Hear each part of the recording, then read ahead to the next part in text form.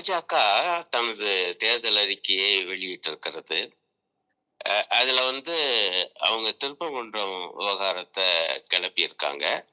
தாங்கள் ஆட்சிக்கு வந்தால் கார்த்திகை தீபம் அங்கே ஏற்றப்படும்னு. ரொம்ப வினோதமான ஒரு உறுதிமொழி. காரணம், மகா கார்த்திகை தினத்தன்று திருப்பரங்குன்றத்துல வழமையான இடத்துல அந்த உச்சி பிள்ளையார் கோவில்ல கோவில் நிர்வாகம் ஏற்கனவே தீபத்தை ஏற்றிருச்சு. அதை ஆயிரக்கணக்கான பக்தர்கள் கீழே இருந்து பார்த்து தரிசிச்சு வணங்குனாங்க. ஆக இவங்க நாங்க இனிமேதான் கார்த்திகை தீபம் ஏத்த போறோம், அதுக்கு நாங்க ஆட்சிக்கு வரணும், ஆகவே ஓட்டு போடுங்க என கேட்பது ரொம்ப வினோதமானது, அபத்தமானது. இதனுடைய நோக்கம் மத பிரச்சனை ஒண்ணு எழுப்பி இங்க ஒரு கலவரத்தை உருவாக்க முடியாதா? அதன் அடிப்படையில தங்களுக்கான வாக்கு வங்கியை ஏற்படுத்த முடியாதா என்கிற ஒரு நப்பாசை.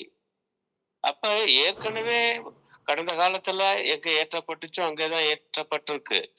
எடப்பாடியார் காலம் வரைக்கும் அதான் நிலைமை. எடப்பாடியார் காலத்திலேயே உச்சி பிள்ளையார் கோயில்ல தான் கார்த்திகை தீபம் குன்றத்துல ஏற்றப்பட்டுச்சு. இப்ப இவங்க ஒரு தூண் அங்க இருக்கு, அங்கதான் ஏத்தணுங்கிறாங்க. அந்த தூண் எங்க இருக்குன்னா சிக்கந்த தர்காவுக்கு பக்கத்துல இருக்கு. ஆக அவங்க நோக்கம் அந்த தர்காவை கைப்பற்றுவது. அதனாலதான் அவரு ராஜா தெளிவா சொன்னாரு, நாங்க குன்றத்தை இன்னொரு அயோத்தியாக்க விரும்புகிறோம். ஆமையா, அப்படியே பேசினாரு.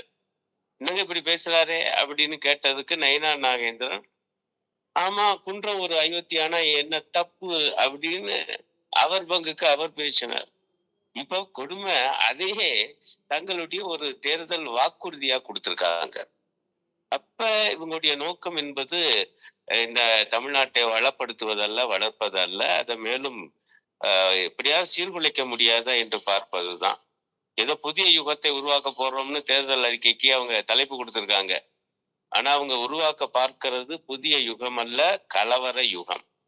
ஒரு கலவர தமிழ்நாடு இங்க வரணும் அப்படிங்கிறது அவங்களுடைய நோக்கம். ரொம்ப சோகம் என்னன்னா, அதிமுகவும் அதை எதிரொலிக்குது. திருப்பரங்குன்றத்தில் அதிமுக வேட்பாளர் ராஜன் செல்லப்பா அவரு தேர்தல் பரப்புரையில் என்ன சொல்றாரு, எங்களுக்கு ஓட்டு போடுங்க, அப்பதான் குன்றத்துல கார்த்திகை தீபத்தை ஏத்த முடியும் அப்படின்னு. அவரும் பார்த்தவர் தான், ஏற்கனவே ஏற்றியாச்சு, அவரும் தரிசிச்சவரு. ஆனா கூச்சம் இல்லாம அப்படியே காரன் மாதிரி பேசுறாரு. அந்த திரைப்படத்துல வர்ற மாதிரி முழு சந்திரமுகி ஆயிட்டார். அதாவது முழுமையான சங்கியாக ஒரு அதிமுக வேட்பாளர் ஆயிட்டார். ஆக அதிமுகவுடைய பல தலைவர்கள் கூட இப்ப அப்படித்தான் முழு சங்கிகளாக மாறிட்டாங்க என்பதுதான் இல்ல சோகம். இன்னும் ஒரு வினோதமான ஒரு உறுதிமொழியும் இந்த பாஜக தேர்தல் அறிக்கையில இருக்கு. அது என்னன்னா, இந்த தைப்பூச தினத்தை மாநில தினமாக நாங்க அறிவிப்போம் அப்படின்னு ஒரு வாக்கியம் இருக்கு. அது ரொம்ப வினோதமா இருக்கு. தைப்பூசம் மாநிலம் முழுக்க தமிழர்கள் கொண்டாடுறாங்க, அபகாலமா கொண்டாடுறாங்க. உண்மையிலேயே சங்க இலக்கியத்துல பாத்தீங்கன்னா முருக வழிபாடு இருக்குது அப்பவே. ஆகவே ஒற்றவை வழிபாடு, முருக வழிபாடு என்பது ஒரு தொன்மையான தமிழர்களுடைய வழிபாட்டு முறைமைகள். ஆகவே அது இன்னைக்கு வரைக்கும் தைப்பூசம் திருநாள் என்று இங்கே கொண்டாடப்படுது. ஒவ்வொரு பகுதியிலும் ஒவ்வொரு மாதிரி தமிழ்நாட்டுல அதை கொண்டாடுவாங்க.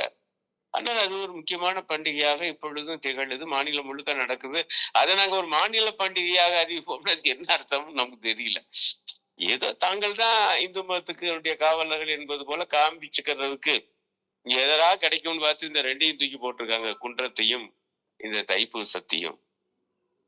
ஆனால் இந்துக்களுக்காக, இந்து மதத்துக்காக இருக்கோம்னு சொல்றவங்க உண்மையிலேயே நான் கேட்கிறேன், இந்துக்களுக்காக என்ன பண்ணிட்டாங்க? இந்துக்கள் அப்படின்னா ஏதேனும் பெட்ரோல் டீசல் குறைஞ்ச விலையில தரப்படுறாங்களா? அப்படி ஏற்கனவே தந்துட்டாங்களா?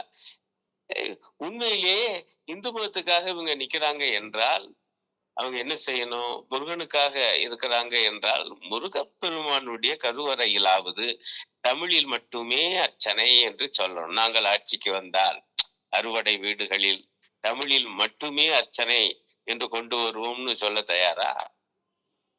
தமிழர்கள் 88% பேர் இந்துக்கள். நம்ம மக்கள் தொகை கணக்கெடுப்பின்படி அவங்களுடைய தாய்மொழி தமிழ், நம்முடைய தாய்மொழி தமிழ். எதுக்கே சமஸ்கிருதத்துல அர்ச்சனை, அதுவும் தமிழ் கடவுள் என சொல்லக்கூடிய முருகப்பெருமானுடைய சன்னதியில.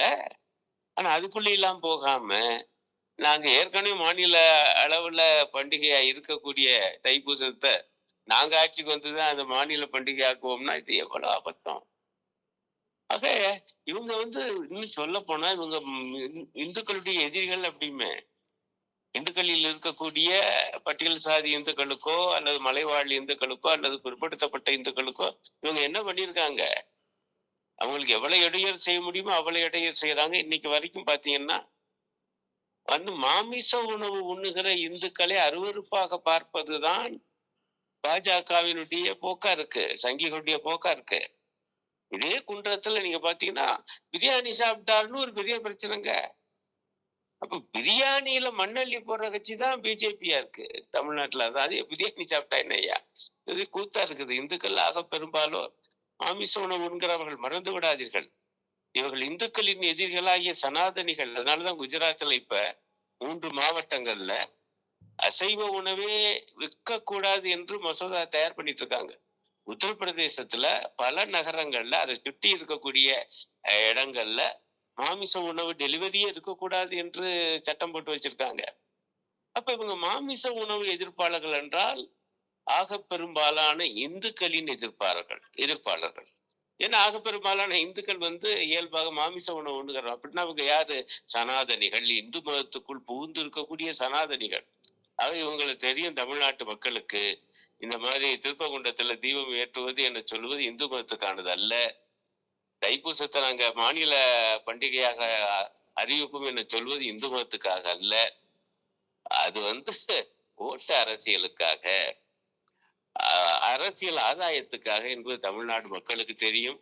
ஆகவே இத்தகைய தில்லுமுள்ளுகள் இதெல்லாம் கண்டு அவங்க ஏமாற மாட்டாங்கள். தமிழ்நாட்டு மக்கள் சரியான படிப்பினை இந்த தேர்தலில் பாஜகவுக்கு தருவாங்க. ஏற்கனவே 0 பாஜக என்கிற ஒரு இயக்கம் துவங்கப்பட்டிருக்கு. அதாவது தமிழ்நாடு சட்டமன்றத்தில் ஒரு பாஜக எம்எல்ஏ கூட இடம்பெறக்கூடாது என்பதுதான் அந்த இலக்கு. நிச்சயமாக 2026 சட்டமன்ற தேர்தலில் தமிழகம், தமிழ்நாடு அதை எட்டும் என்று நான் மனமாற நம்புகிறேன்.